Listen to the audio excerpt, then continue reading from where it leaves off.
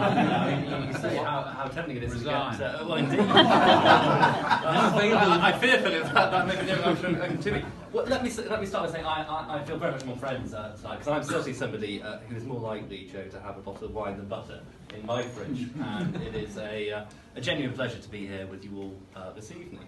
Wine is, as you rightly say, the UK's most widely drunk drink, and indeed, of course, it's formed part of our national story for perhaps longer than most people realise. And if we were going back to the Doomsday Book, I'm told, more than 40 vineyards were listed in that. And of course, maybe a function of climate change, but England in the 13th, 14th century was renowned for the quality of its wine. It was a leading export then, something which has then ebbed and flowed. But now in Digby we have the Renaissance, which is long overdue. And if you haven't sampled this, I thoroughly recommend that you do. It will enhance your Tuesday evening immeasurably.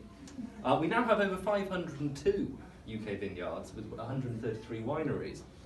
And the latest figures were absolutely staggering. So I don't think many colleagues in this place would be able to say that England produced 15 million bottles of wine last year and £10.6 billion worth of sales. Now, I appreciate that was an unusual high point, an unprecedented high point, but it's a sign, I think, of the progress that's being made and of the options which are opening up to us.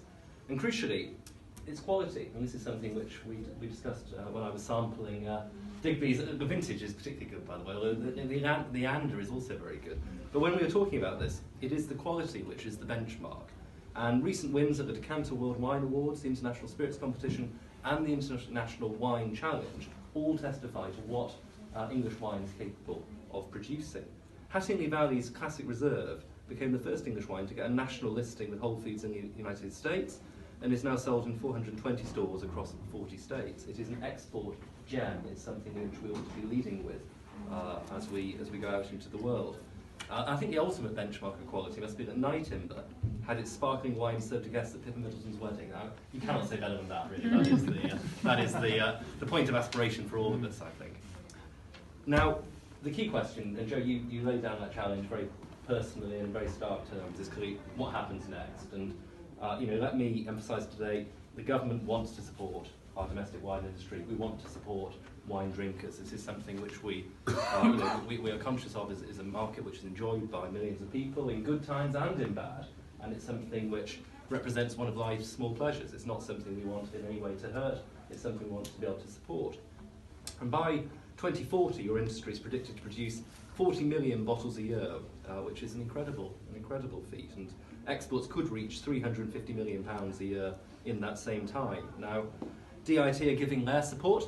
They've helped Hattingley, Gusbourne and Chapel Down wines appear at the 2019 Nantucket Wine and Food Festival. And why I didn't get an invitation to that is something my private office will have to explain later. But this is the premier showcase for wine in the United States. It's something which we ought to be doing more of, I think, as we the great campaign gathers momentum, and that's certainly something which we at the Treasury are keen to support. And we are also, of course, keen to create the most supportive tax environment that we can. So we cut corporation tax from 28% in 2010 to 19% today. More directly, we ended the wine escalator in 2014. And notwithstanding the very real issues that you alluded to, Joe, the level of wine duty charge now is lower than 5 years ago in real terms. Crucially, it's about where we drink as well, and pubs are a crucial part of that equation. We've repeatedly given pubs rates protection, including a new £1,000 worth of business rates pubs relief for 2020-2021, and the early signs are actually that there is real measurable improvement in the pub sector. So last year, for the first time in a decade, the number of pubs actually increased very fractionally, which is something which we ought to celebrate. There's no room for complacency, but there is no doubt that there is a healthy pub market, and that the turnout at the Westminster Hall debate that I led on this issue last week certainly testifies to the strength of feeling there is in this place about the need to make sure that we support that sector and that we treat it right. Turnover for pubs is now at its highest level since 2010.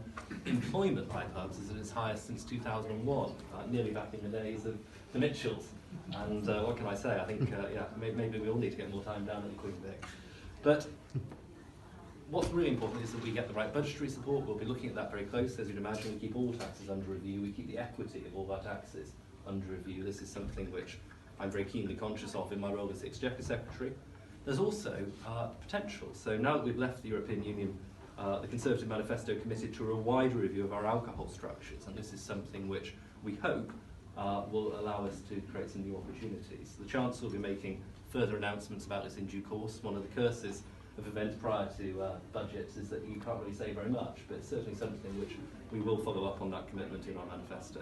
And as we do, I'll be relying on all of you for ideas and advice, because clearly this is a two-way street. We want to hear what will be most helpful for your industry. We want to learn how we can help it to innovate, how we can help it to grow, so that there can be more events like this, there can be more excellent, particularly sparkling wine served at parties, both here and crucially elsewhere, and that we can, as a nation, enjoy a drink which has such fantastic pedigree and such an exciting future. Thank you very much indeed.